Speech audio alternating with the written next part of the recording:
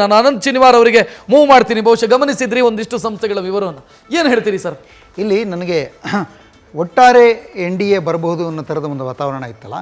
Opposition ಪಾರ್ಟಿಗಳು ಹೇಳ್ತಾ ಇದ್ದಿದ್ದು 230, 250, 272 ತನಕ ಬರ್ಬೋದು ಅಂತ.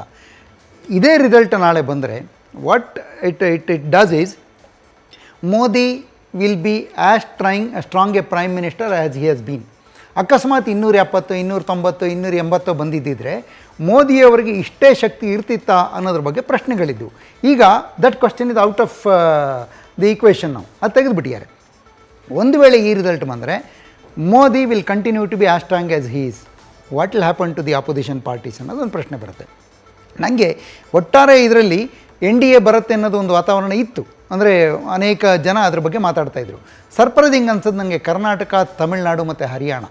ಕರ್ನಾಟಕದಲ್ಲಿ ಮಿನಿಮಮ್ 18 ಎಲ್ಲರೂ ಹೇಳ್ತಿರೋದು ಮಿನಿಮಮ್ 18, 20, 22 ಅಂತಂದರೆ ಅದು ಕರ್ನಾಟಕದಲ್ಲಿ ಕಾಂಗ್ರೆಸ್ ಪಕ್ಷ ಜಾರಿ ಮಾಡಿರುವಂತಹ ಗ್ಯಾರಂಟಿ ಸ್ಕೀಮ್ಗಳ ಸೋಲ ಆ ಪ್ರಶ್ನೆ ಹೇಳುತ್ತೆ. ಅಥವಾ ಆವಾಗಲೇ ದಿನೇಶ್ ಅಮೀನ್ಮಠ್ ಅವರು ಹೇಳ್ತಾ ಇದ್ದ ಹಾಗೆ ಜನ ಎಸ್ಪೆಷಲಿ ಇನ್ ಕರ್ನಾಟಕ ಅಸೆಂಬ್ಲಿಯಲ್ಲಿ ಒಂದು ಥರ, ಪಾರ್ಲಿಮೆಂಟ್ ಎಲೆಕ್ಷನಲ್ಲಿ ಒಂದು ಥರ ವೋಟ್ ಮಾಡ್ತಾರೆ. ಸೊ ಪಾರ್ಲಿಮೆಂಟ್ ಎಲೆಕ್ಷನ್ ಅಂತ ಬಂದಾಗ ನೀವು ಏನು ಗ್ಯಾರಂಟಿ ಸ್ಕೀಮ್ಗಳನ್ನು ಕೊಡ್ತಿರೋ ಆ ಗ್ಯಾರಂಟಿ ಸ್ಕೀಮ್ಗಳು ಕೊಡ್ತಿರುವಂತಹ ಪಕ್ಷ ಮತ್ತು ಅದರ ಪಕ್ಷದ ಮುಖಂಡರು ರಾಷ್ಟ್ರಕ್ಕೆ ನಾಯಕತ್ವ ಕೊಡ್ತಾರೆ ಅನ್ನೋ ನಂಬಿಕೆ ಹುಟ್ಟಿಸ್ತಾರ? That is the problem. ಅಂದರೆ ನನಗೆ ನ್ಯಾಷನಲ್ ಲೆವೆಲ್ ಲೀಡರ್ಶಿಪ್ ಅಂತ ಬಂದಾಗ ಎಗೇನ್ ನಾನು ಆವಾಗಲೇ ಹೇಳಿದೆ, Congress did not want this. Congress did not want it to be a Modi versus Rahul Gandhi election. But eventually ಹಾಗೆ ಆಯಿತು. ಹಾಗಾಗ್ತಾ ಇದ್ದಾಗ ಏನಾಗುತ್ತೆ ಅಂತಂದರೆ ಒಂದು ತುಲನೆ ಬರುತ್ತಲ್ಲ, ಮೋದಿ ವರ್ಸಸ್ ರಾಹುಲ್ ಗಾಂಧಿ ಅಂಥೇಳಿ.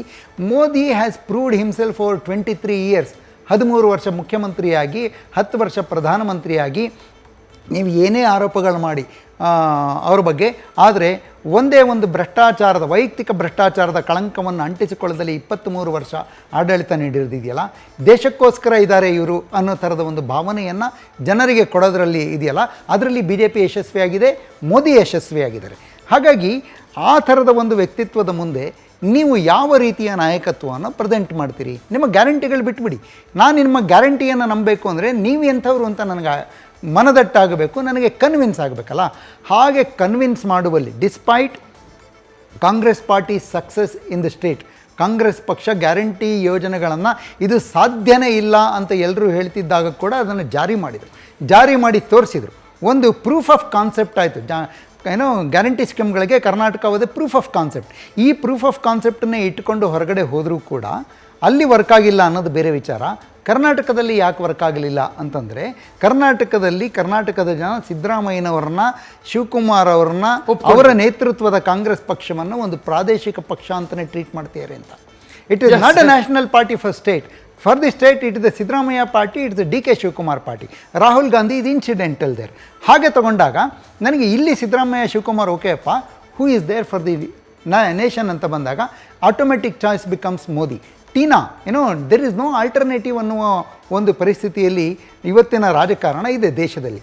ಹಾಗಾಗಿ ಯಾರು ಹೂ ಇಸ್ ದ ಲೀಡರ್ ಅಂತ ಬಂದಾಗ ಮೋದಿ ಅಂತ ಬಂದುಬಿಡುತ್ತೆ. ಹಾಗಾಗಿ ನಿಮ್ಮ ಎಲ್ಲ ಗ್ಯಾರಂಟಿ ಸ್ಕೀಮ್ಗಳು, ನಿಮ್ಮ ಅದನ್ನು ಯಾವುದೇ ಆಶ್ವಾಸನೆಗಳು ಅಂತ ಹೇಳ್ಬೋದೇನೋ, ನೀವು ಏನೇನೋ ಕನಸು ಕಟ್ಟಿಕೊಡ್ತೀರಲ್ಲ ಅಪೋಸಿಷನ್ ಪಾರ್ಟಿಯವರು, ಆ ಕನಸಿಗೆ ಒಂದು ವಿಶ್ವಾಸದ ತಳಹದಿ ಇರಬೇಕಾಗುತ್ತೆ. ಕೊಡುವವನ ಯೋಗ್ಯತೆಯು ಮುಖ್ಯ ಆಗುತ್ತೆ. ಯೋಗ್ಯತೆ ಏನು ಅನ್ನೋದು ಮುಖ್ಯ ಆಗುತ್ತೆ. ಕಂಪೇರ್ ಮಾಡ್ತಾರಲ್ಲ. ರಾಹುಲ್ ಗಾಂಧಿಯವರು ಮನಮೋಹನ್ ಸಿಂಗ್ ಅವರ ಸಂಪುಟದಲ್ಲಿ 10 ವರ್ಷ ಕೆಲಸ ಮಾಡಿದ್ದಿದ್ರೆ, ಒಬ್ಬ ಮಂತ್ರಿಯಾಗೋ ಅಥವಾ ಯಾವುದೋ ಒಂದು ಜವಾಬ್ದಾರಿಯನ್ನು ತಗೊಂಡು ಆ ಜವಾಬ್ದಾರಿಯನ್ನು ನಾನು ನಿರ್ವಹಿಸಿ ತೋರಿಸಿದ್ದೇನೆ ಅಂತಂದಿದ್ರೆ ಒಂದು ಟ್ರ್ಯಾಕ್ ರೆಕಾರ್ಡ್ ಇರ್ತಿತ್ತು. When you lack a track record, and when you are fighting against a person who has 23 years of track record, you are going to be a loser. ಈ ರಿಸಲ್ಟೇ ಬಂದರೆ ರಾಹುಲ್ ಗಾಂಧಿಯವರ ಭವಿಷ್ಯದ ಪ್ರಶ್ನೆ ಅಂತ ನಾನು ಹೇಳ್ತೀನಿ. ಇದನ್ನು ನಾವು 2014ರಲ್ಲೂ ಚರ್ಚೆ ಮಾಡಿದ್ವಿ, 2019ರಲ್ಲೂ ಚರ್ಚೆ ಮಾಡಿದ್ವಿ. But the party is not letting go of Rahul Gandhi. Rahul Gandhi ಇಲ್ಲದೆ ಪಕ್ಷ ಇಲ್ಲ ಅಂತ ಇದೆಯಲ್ಲ, ಏಕಮೇವ ನಾಯಕ. ಕಾಂಗ್ರೆಸ್ಗೆ ಏನಾಗುತ್ತೆ ಅನ್ನೋದು ಬೇರೆ ವಿಚಾರ, ರಾಹುಲ್ ಗಾಂಧಿಗೆ ಏನಾಗುತ್ತೆ ಅನ್ನೋದು ಬೇರೆ ವಿಚಾರ. But India bloc will not remain ಅನ್ನೋದು it's out of the question. India bloc ಒಂದು ಬಹಳ ಇಂಟ್ರೆಸ್ಟಿಂಗ್ ಅಂತ ಅನಿಸ್ತಾ ಇರೋದು, ಇಷ್ಟು ಸಮೀಕ್ಷೆಯ ವಿವರವನ್ನು ನೋಡಿದ್ವಿ ನಾವು 2019ರಲ್ಲಿ. ನಾವು ಕಾರ್ಯಕ್ರಮದಲ್ಲೇ ಆರಂಭದಲ್ಲಿ ಮಾತನಾಡ್ತಾ ಹೋದ್ವಿ. ಒಂದು ಭಾವನಾತ್ಮಕ ಅಲೆ ಇತ್ತು, ಪುಲ್ವಾಮಾಕ್ಕೆ ಸಂಬಂಧಿಸಿದ ಒಂದು ಭಾವನಾತ್ಮಕ ಅಲೆ ಇತ್ತು. ಈ ಬಾರಿ ಅಂಥದ್ದೇನೂ ಕಾಣಲಿಲ್ಲ ಅಂತ. ಬಟ್ 2019ರಲ್ಲಿ ನಾವು ಎಕ್ಸಿಟ್ ಪೋಲ್ಗಳನ್ನು ನೋಡಿದಂಥ ಸಂದರ್ಭದಲ್ಲಿ ಒಂದಿಷ್ಟು ಎಕ್ಸಿಟ್ ಪೋಲ್ಗಳು 200-240 ಆಸುಪಾಸಲ್ಲಿ NDA ಅನ್ನು ತೋರಿಸಿತ್ತು. ಬಟ್ ಈ ಬಾರಿ ಯಾವ ಸಮೀಕ್ಷೆಯೂ ಕೂಡ ಆ 200ರ ಆಸುಪಾಸಲ್ಲಿ ಹೋಗ್ತಾನೆ ಇಲ್ಲ. ಅಂದರೆ ಒಂದು ಪರ್ಯಾಯ ಇಲ್ಲ ಅನ್ನೋದು 10 ವರ್ಷದಲ್ಲಿ ಹೇಗೆ ಬೆಳ್ಕೊಂಡು ಬಂದಿದೆಯೋ ಆ ಪರ್ಯಾಯ ಇಲ್ಲ ಅನ್ನುವ ಭಾವವೇ ಗಟ್ಟಿಯಾಗ್ತಾ ಹೋಗಿದೆ ಅಂತ ಅದನ್ನು ಬಹುಶಃ ಪೋಲ್ಸ್ಟರ್ಸ್ ಹ್ಯಾವ್ ಐಡೆಂಟಿಫೈಡ್ ಇಟ್. ಈ ಥರದ ಎಕ್ಸಿಟ್ ಪೋಲ್ಗಳು ನಡೆಯೋದು ಹೇಗೆ ಅಂತಂದರೆ ಒಂದಿಷ್ಟು ಸಮೀಕ್ಷೆ ನಡೆಯುತ್ತಲ್ಲ, ಆ್ಯಕ್ಚುಯಲ್ ಫಿಸಿಕಲ್ ಸಮೀಕ್ಷೆ ನಡೆಯುತ್ತೆ. ಆ ಫಿಸಿಕಲ್ ಸಮೀಕ್ಷೆಯನ್ನು ಎಕ್ಸ್ಟ್ರಾಪೋಲೇಟ್ ಮಾಡೋದಕ್ಕೆ you also understand the perception. ಯಾವ ರೀತಿಯ ಪರ್ಸೆಪ್ಷನ್ ಇದೆ. ಈಗ ನೀವು ನನಗೆ BJPಗೆ ವೋಟ್ ಹಾಕ್ತೀನಿ ಅಂತಂದರೆ where are you coming from, ನೀವು ಯಾಕೆ ಆ ನಿರ್ಧಾರಕ್ಕೆ ಬಂದಿದ್ದೀರಿ ಅಂತ ನಾನು ನೋಡಬೇಕಾಗುತ್ತೆ. ಅವಾಗಲೇ ಇಟ್ ಈಸ್ ನಾಟ್ ಸೈಂಟಿಫಿಕ್ ಅಂತ ದೇಸಾಯಿ ಅವರು ಮಾತಾಡ್ತಾರೆ. ಒಂದೇ ನಿಮಿಷ, ಕರ್ನಾಟಕಕ್ಕೆ ಸಂಬಂಧಿಸಿದಂತೆ 4 ಚಾನೆಲ್ಗಳು ಕೊಟ್ಟಿರುವಂಥ ಅಥವಾ 4 ಸಂಸ್ಥೆಗಳು ಕೊಟ್ಟಿರುವಂಥ ವಿವರವನ್ನು ಒಮ್ಮೆ ನೋಡಿಬಿಡೋಣ ಕ್ವಿಕ್ ಆಗಿ. ಇಂಡಿಯಾ ಟುಡೇ BJP 20ರಿಂದ 22 ಸೀಟನ್ನು ಗೆಲ್ಲುತ್ತೆ, ಕಾಂಗ್ರೆಸ್ 3ರಿಂದ 5 ಸೀಟ್ ಗೆಲ್ಲುತ್ತೆ, JDS 2ರಿಂದ 3 ಸೀಟ್ ಗೆಲ್ಲುತ್ತೆ ಅಂತ ಹೇಳ್ತಿದೆ. ನಾನು ಮತ್ತೆ ಹೇಳ್ತಾ ಇದ್ದೀನಿ, ಇಂಡಿಯಾ ಟುಡೇ ಕಳೆದ ಬಾರಿ ಕರ್ನಾಟಕದ ವಿಧಾನಸಭೆಯನ್ನೂ ಕರೆಕ್ಟಾಗಿ ಪ್ರಿಡಿಕ್ಟ್ ಮಾಡಿತ್ತು. ಅದಕ್ಕಿಂತ ಮುಂಚೆ 2019ರಲ್ಲಿ ಲೋಕಸಭೆಯನ್ನ ಕೂಡ ಕರೆಕ್ಟಾಗಿ ಪ್ರಿಡಿಕ್ಟ್ ಮಾಡಿದಂಥ ಸಂಸ್ಥೆ ಇಂಡಿಯಾ ಟುಡೇ. ಅವರ ಟ್ರ್ಯಾಕ್ ರೆಕಾರ್ಡು ಕೂಡ ಬಹಳ ಮುಖ್ಯ ಆಗುತ್ತೆ ಒಂದು ಸಂಸ್ಥೆಯ ಸಮೀಕ್ಷೆ ವಿಚಾರವನ್ನು ನಾವು ಪ್ರಸ್ತಾಪ ಮಾಡುವಾಗ. ಸೊ ಇಂಡಿಯಾ ಟುಡೇ ಕೊಡ್ತಾ ಇರೋದು BJP ಮತ್ತು JDS ಇಲ್ಲಿ ಮೇಜರ್ ಸೀಟ್ ಹೋಲ್ಡರ್ಸ್ ಅನ್ನೋದನ್ನು ಕ್ಲಿಯರ್ ಆಗಿ ಹೇಳ್ತಾ ಇದೆ. 22 ಕನಿಷ್ಠ ಅಂದರೆ ಇಬ್ಬರು ಸೇರಿದ್ರೆ, 25 ಗರಿಷ್ಠ ಇಬ್ಬರು ಸೇರಿದ್ರೆ ಅಂತ ಇಂಡಿಯಾ ಟುಡೇ ಹೇಳ್ತಾ ಇದೆ. ಕಾಂಗ್ರೆಸ್ ಕನಿಷ್ಠ ಅಂತಂದ್ರೆ 3, ಗರಿಷ್ಠ ಅಂತಂದ್ರೆ 5. ಒಂದು ಸಮಾಧಾನ ಕಾಂಗ್ರೆಸ್ಗೆ ಈ ನಂಬರ್ ಅನ್ನು ನೋಡಿದ್ರೆ, ಕಳೆದ ಬಾರಿ ಇದ್ದಿದ್ದು ಒಂದೇ ಅಲ್ವಾ, ಈ ಬಾರಿ 5 ಆಗಿದೆ, ಈ ಬಾರಿ 3 ಆಗಿದೆ ಅಂತ ಬೆನ್ನು ತಟ್ಟಿಕೊಳ್ಳಬಹುದು ಅನ್ನೋದನ್ನ ಬಿಟ್ಟರೆ ಮತ್ತೆ ಯಾವ ಸಮಾಧಾನವೂ ಕೂಡ ಈ ಸಮೀಕ್ಷೆಯಲ್ಲಿ ಇಲ್ಲ ಅವರಿಗೆ. Next poll start.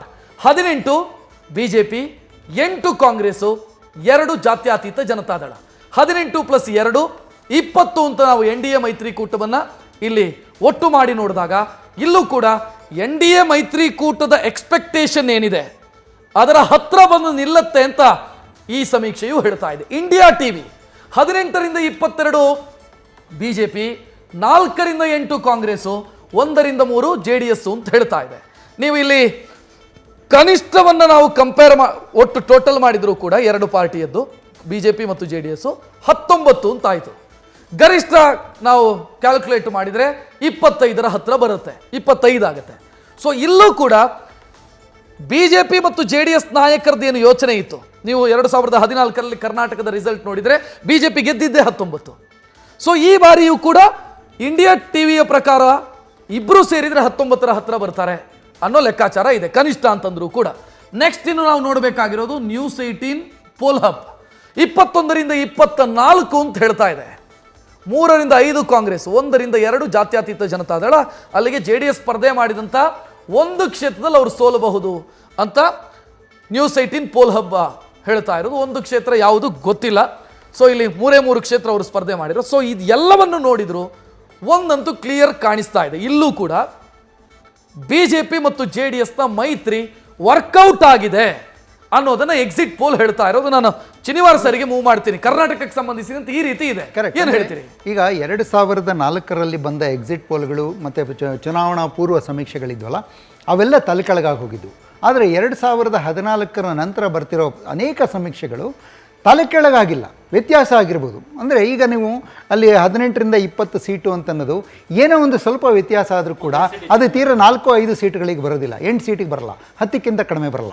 So they are close to reality ಅಂತ ನಾವು ಅಂದ್ಕೋಬಹುದೇನೋ ಸದ್ಯಕ್ಕೆ. ಏನೋ that's a risk, but will take that risk. It is close to reality ಅಂತಂದರೆ ಇದು ಭಾರತೀಯ ಜನತಾ ಪಕ್ಷದವ್ರಿಗೂ ಆಶ್ಚರ್ಯ ತರೋ ಥರದ ರಿಸಲ್ಟ್ ಅಂತ ಕರ್ನಾಟಕದಲ್ಲಿ. ಯಾಕೆಂದರೆ ಕರ್ನಾಟಕದಲ್ಲಿ ಪಕ್ಷದೊಳಗಡೆ ಅನೇಕರಿಗೆ ಈ ಕಾನ್ಫಿಡೆನ್ಸ್ ಇರಲಿಲ್ಲ ಇಷ್ಟು ಬರುತ್ತೆ ಅಂತ. ಅನೇಕ ಅಲ್ಲಿ ಒಳಗಡೆ ಇದ್ದ ಅಸಮಾಧಾನದ ಕುದಿಗಳು ಎಲ್ರಿಗೂ ಗೊತ್ತಿತ್ತು. ಅಲ್ಲ, ಅಲೆ ಅನ್ನಕ್ಕಿಂತ ಮೋದಿಯ ಬಗ್ಗೆಗಿನ ಒಂದು ನಂಬಿಕೆ. ನಾ ಹೇಳಿದ್ನಲ್ಲ, ನ್ಯಾಷನಲ್ ಲೀಡರ್ಶಿಪ್ ಅಂತ ಬಂದಾಗ ಮೋದಿಯನ್ನು ಬಿಟ್ಟರೆ ಇಲ್ಲಪ್ಪ ನಮಗೆ ಅನ್ನುವ ಭಾವ ಜನರಿಗೆ ಇದ್ದರೆ, ಇಲ್ಲಿ ಸಿದ್ದರಾಮಯ್ಯನವ್ರನ್ನ ಎಷ್ಟೇ ಪ್ರೀತಿ ಮಾಡಿದರು, DK ಶಿವಕುಮಾರನ್ನ ಎಷ್ಟೇ ಒಪ್ಕೊಂಡ್ರು, ರಾಷ್ಟ್ರ ಮಟ್ಟಕ್ಕೆ ಅಂತ ಬಂದಾಗ ಅವ್ರಿಗೆ ಮೋದಿನ ಬಿಟ್ಟರೆ ಇಲ್ಲ ಅಂತ ಅನ್ನಿಸ್ಬಿಟ್ರೆ ಈ ಥರದ ಒಂದು ಫಲಿತಾಂಶ ಬರುತ್ತೆ. ಈಕ್ವಲಿ ಇಂಪಾರ್ಟೆಂಟ್ ಇದು ಹರಿಯಾಣ. ಅಷ್ಟು ದೊಡ್ಡ ಫಾರ್ಮರ್ಸ್ ಪ್ರೊಟೆಸ್ಟ್ ನಡೀತಲ್ಲ, BJPಗೆ ಅಲ್ಲಿ ಇದ್ದಿದ್ದು 10 ಸೀಟು, ಈ ಸಲ ಪ್ರೆಡಿಕ್ಟೆಡ್ 7 to 9 ಇದೆ. BJP was expected to lose big time there. ಪಂಜಾಬ್ದು ಗೊತ್ತಿಲ್ಲ ನನಗೆ, ಪಂಜಾಬ್ದಿಂದ ಏನಾಗಿದೆ ಅಂತೇಳಿ. ಬಟ್ ಹರಿಯಾಣದಲ್ಲಿ 7ರಿಂದ 9 ಸೀಟು ಅನ್ನೋದು ದೊಡ್ಡ ಸಾಧನೆ. And again it's A certificate for Modi's leadership ಅಂತ. ಇಲ್ಲ ಅಂತಂದಿದ್ರೆ ಅಷ್ಟು ದೊಡ್ಡ ಪ್ರಮಾಣದ ರೈತ ಹೋರಾಟ ನಡೆದಾಗ ಅದರ ಇಂಪ್ಯಾಕ್ಟ್ ಎಲ್ಲರೂ ಆಗಬೇಕಿತ್ತಲ್ಲ, ಎಲ್ಲ ಒಂದು ಕಡೆ ಅದರ ರಿಪಲ್ ಎಫೆಕ್ಟ್ ಇರಬೇಕಿತ್ತಲ್ಲ, ಚುನಾವಣೆ ಮೇಲೆ ಪ್ರಭಾವ ಬೀರಬೇಕಿತ್ತಲ್ಲ, ಅದು ಬೀರಿಲ್ಲ.